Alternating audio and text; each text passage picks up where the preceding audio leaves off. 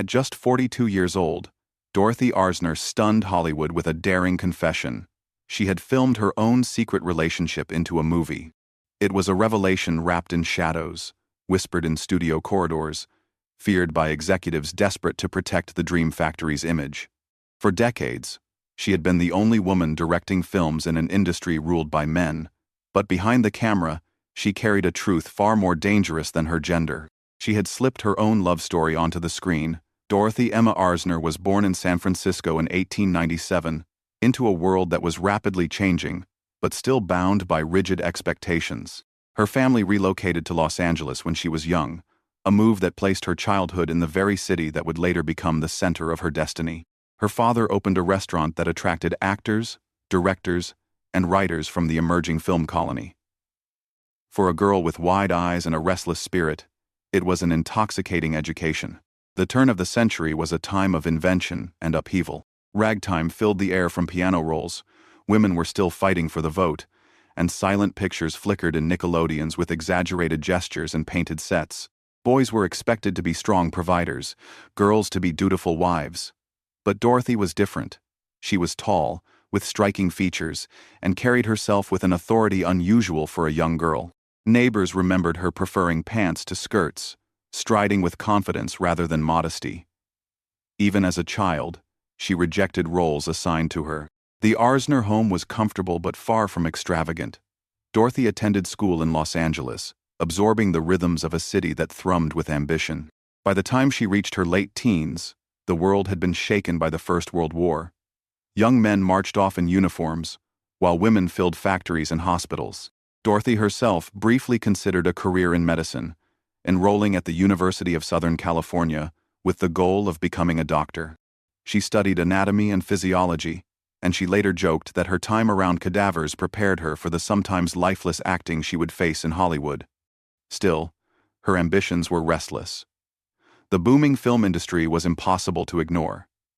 In the 1,910 seconds and early 1,920 seconds, Los Angeles was transforming into the film capital of the world. Studios like Paramount and Universal were rising out of orange groves and dusty streets.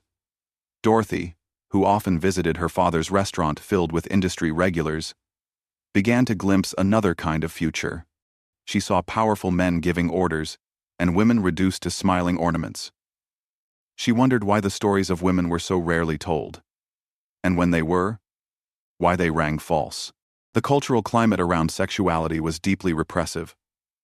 Homosexuality was whispered of only as scandal or sin, and same-sex love was buried under shame. Yet Dorothy, even in youth, sensed that her heart did not align with society's prescriptions. In letters and interviews later in life, she would reveal no shame in who she was, though the world tried to silence it. That resolve was born early, in the contrast between rigid social rules and the vivid, chaotic world of Hollywood's golden dawn.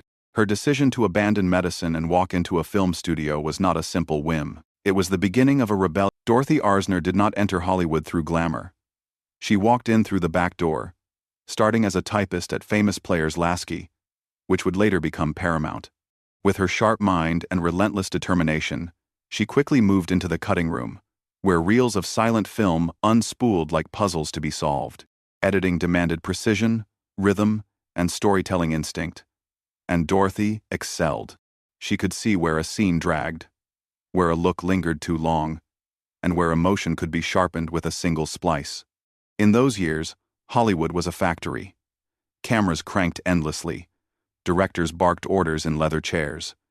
Men dominated every position of power. Yet Dorothy, with her crisp suits and unwavering gaze, carved a space no one could deny. She earned a reputation as one of the finest cutters in the business, so trusted that she edited Blood and Sand in 1922, a prestige picture starring Rudolph Valentino. Her work was so acclaimed that she was promoted to screenwriting and eventually entrusted with directing her own films, a path almost unheard of for women at the time. Her first directorial assignment came in 1927 with Fashions for Women, a romantic comedy. It was light fare, but Dorothy's touch was undeniable. She balanced glamour with wit, showing that women on screen could be more than ornaments. Studio heads noticed. More projects followed, The Wild Party in 1929, starring Clara Bow, marked her bold transition to sound films. She cleverly rigged a microphone onto a fishing rod so Bow could move freely, a technique now considered the first boom mic. Dorothy wasn't just directing. She was inventing. By the early 1930 seconds, she was the only woman consistently directing major studio films. Her camera lingered on women's experiences with an empathy rare in the era. She gave her actresses dignity, desire, and complexity. Films like Merrily We Go to Hell and Christopher Strong dared to depict infidelity, ambition, and female strength without apology. Actresses adored working with her. Katharine Hepburn credited her with shaping her early career, while others felt protected by her calm authority on set. Still, her rise came with whispers. Dorothy often wore tailored suits, ties, and carried herself with a masculine assurance that unsettled Hollywood's rigid gender codes. Studio bosses tolerated it only because she delivered hit after hit. Yet behind every glance, behind every coded headline about her eccentric style, was the awareness that she was different. By the mid-1930 seconds, Dorothy Arzner was at the peak of her career, one of the few directors with the power to choose projects and the rare freedom to shape narratives from a woman's point of view. But as her fame rose, so too did the pressure to hide what she could not speak aloud. Dorothy Arzner's sets were more than workplaces. They were sanctuaries, away from the studio heads who watched every dollar and the gossip columnists who watched every move. Dorothy created spaces where women could breathe, laugh, and be seen. It was in those spaces that her private life quietly intertwined with her work. Throughout the 1930 seconds, Dorothy became closely connected with several actresses. She was rumored to have shared deep attachments with women like Alla Nazimova, the legendary silent star who hosted infamous sewing circle gatherings where Hollywood's closeted women could meet safely. These were not ordinary parties. Behind closed doors in Spanish-style mansions, women wore silk gowns, danced freely, and spoke of love they could never confess in public. Dorothy's presence at such gatherings placed her at the heart of Hollywood's hidden queer network. Her most enduring relationship, however, began in the early 1930 seconds with choreographer Marion Morgan. Marion was older, elegant, and already known for her all-female dance troupe that staged sensual performances inspired by myth and legend. Dorothy and Marion moved in together, living openly enough to be recognized as a pair, though society politely called them companions. Their partnership lasted for decades, with Marion often by Dorothy's side at public events. In a town of secrets, theirs was a carefully coded truth. Yet Dorothy also wove her feelings into her art. Biographers have noted how Christopher Strong, 1933, starring Katharine Hepburn as an aviatrix torn between love and independence, mirrored themes from Dorothy's own life. The camera lingered on Hepburn in her shimmering moth costume, wings stretched wide, an image of female power and vulnerability. For those who knew, it was a declaration of desire hidden in plain sight. Dorothy later admitted that much of her storytelling came from personal experience, a rare slip that hinted at more than audiences realized. Other films carried similar imprints.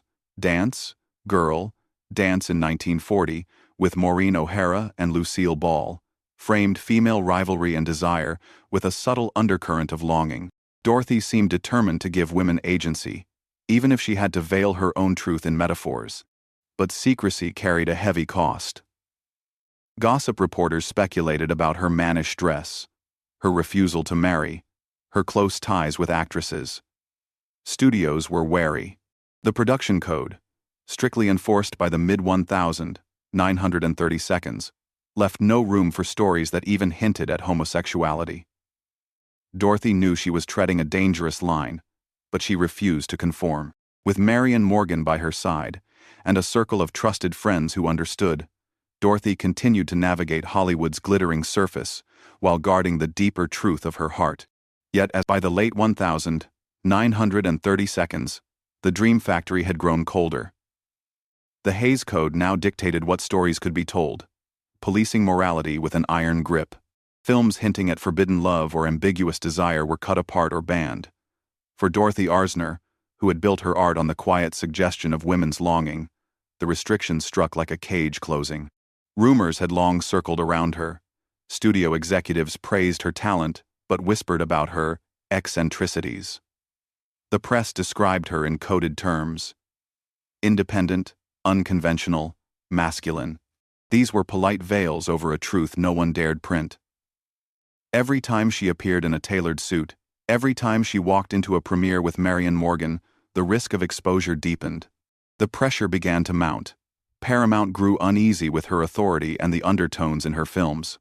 Offers for projects slowed. By the time she directed Dance Girl, Dance in 1940, her style was seen as out of step with a changing industry. The studios wanted glossy escapism during wartime. Dorothy's stories, filled with female tension and hidden defiance, felt too sharp, too dangerous. Her personal life was not untouched. Marion remained loyal, but Dorothy felt the walls closing in. Friends warned her to be cautious. A careless word to the wrong columnist could end her career. Others in Hollywood had already been destroyed by innuendo alone. Dorothy's health began to suffer under the strain. She endured fainting spells, nervous exhaustion, and long periods of retreat from the studio lot. Finally, in the early 1940s, Dorothy stepped away. The official story was illness, exhaustion, and a need for rest. But those who knew her whispered that she had been pushed out by an industry no longer willing to tolerate her presence. After more than a decade of directing major films, she found herself sidelined, her career abruptly silenced. The fall was devastating. For a woman who had once stood as the only female director in Hollywood, the isolation was sharp. Her creative voice, once heard in the laughter and tears of audiences, was reduced to silence. At her lowest point, Dorothy confessed privately that she wondered if the industry had used her until it no longer needed her, and then cast her aside because of who she was. The crisis marked the end of her studio career. Though she would live many more years, Dorothy Arzner would never again direct a major Hollywood film. After the crisis of the early 1940s, Dorothy Arzner did not vanish. She simply turned her creative energy elsewhere. Retreating from the glare of Hollywood, she moved into teaching, mentoring young filmmakers at UCLA. In the classroom, away from studio politics, she found new purpose. Students recalled her sharp wit, her uncompromising honesty, and her insistence that film must come from lived truth. For many, she was the first woman director they had ever encountered, and her presence alone was revolutionary. Dorothy also worked in advertising during the 1950s, directing commercials when Hollywood's doors stayed closed. It was not the grand scale of feature films, but it kept her close to the craft she loved, and it allowed her to live more quietly with Marion Morgan, who remained her companion through these years. Their partnership, though rarely spoken of publicly, grew into a steady source of comfort. In a world where most such unions dissolved under secrecy and shame, Dorothy and Marion endured. The world outside was shifting. By the 1960s, social movements began to shake the rigid walls Dorothy had once faced. Feminism found new language, and younger women in Hollywood began to look back at her as a pioneer. She was invited to retrospectives, honored quietly, and recognized as the woman who had once broken through a wall no one else could breach. By the 1970s, Dorothy lived in relative obscurity in the desert near Palm Springs, but those who sought her out found her reflective rather than bitter. She watched the slow rise of directors like Barbara Loden and Elaine May, women who were still exceptions rather than the rule, and she remarked with dry humor that nothing in Hollywood changed quickly except fashion. Yet she also saw signs of hope. The conversations about women's equality and sexual liberation suggested that perhaps the world was inching closer to the honesty she had long embodied. When Marion Morgan passed away in 1971, Dorothy carried on alone, her grief evident but her dignity intact. She continued to host small gatherings at her home, welcoming students. Dorothy Arzner's story is not only about the rise and fall of a Hollywood pioneer, it is about the courage to live authentically in silence, the price of defying convention, and the cost of carrying love that could never be spoken aloud. She filmed her truth in glances, in coded lines of dialogue, in the way her camera lingered on women with tenderness rarely seen in that era. Her legacy is measured not only in the films she directed, but in the lives she touched. Generations of women filmmakers see in her a pathfinder, someone who opened a door even as it closed on her. And for those who lived with secrets, her life is a reminder that art can become a vessel for truth, even when society demands silence. When we look back at Dorothy Arzner, we see more than a director. We see a woman who turned repression into artistry, who lived with dignity beside the woman she loved, and who gave Hollywood its first glimpse of what it means to let women tell their own stories. Her life asks us, what is the cost of hiding, and what is the power of telling? The answer lies not only in history, but in the courage of those who continue to speak today. If this story moved you, share your thoughts in the comments, subscribe for more untold Hollywood stories, and help us keep these legacies alive.